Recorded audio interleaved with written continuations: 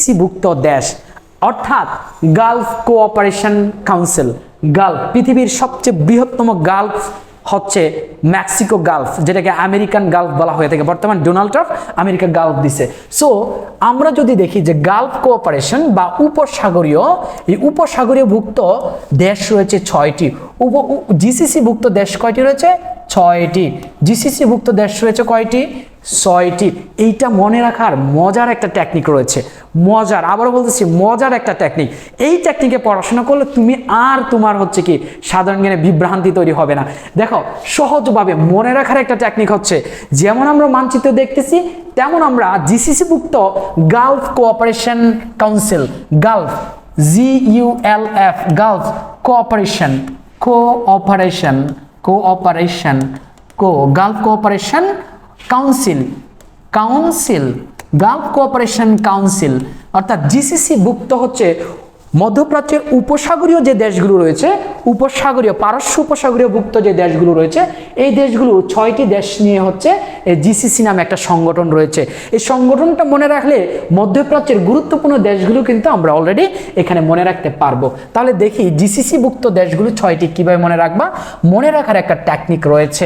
আবারও বলতেছি, ওমা সৌদির বিয়ান আমারে কাতুকুতু দেয়, ওমা সৌদির বিয়ান আমারে কাতুকুতু দেয়। এইটা আবার কোন ধরনের কাতুকুতু দেখি তো। এইটা হচ্ছে টেকনিক মনে রাখার একটা গুরুত্বপূর্ণ কাতুকুতু।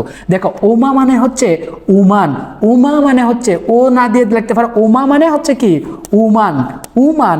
সৌদির বিয়ান মানে সৌদি আরব, সৌদি আরব, ঠিক আছে, সৌদি আরব। বিআই মানে বাহরাইন, বাহরাইন, বিআই মানে কি বাহরাইন। ওকে, বিআইন মানে আমারে মানে আরব আমিরাত, আমারে মানে কি আরব আমিরাত, আরব আমিরাত।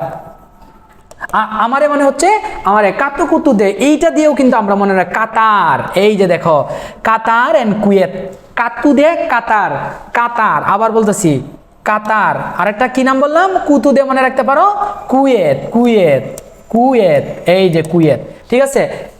উমা সৌদির বিয়ান আমারে কাতুকুতু দে। ওমা মানে ওমান, সৌদির মানে হচ্ছে সৌদি আরব, বিয়ান মানে বাহরাইন, আমারে মানে আরব আমিরাত, কাতু মানে কাতার, কুতু মানে হচ্ছে কুয়েত, আমারে কাতুকুতু দেয়। এই যে তোমার বিআইন তোমার যে কাতুকুতু দেয়, এটা দিয়ে মনে রাখতে পারবা জিসিসি ভুক্ত দেশ, পৃথিবীর উপসাগরীয় ভুক্ত যে 6টি দেশ রয়েছে, 6টি দেশ শিখলাম।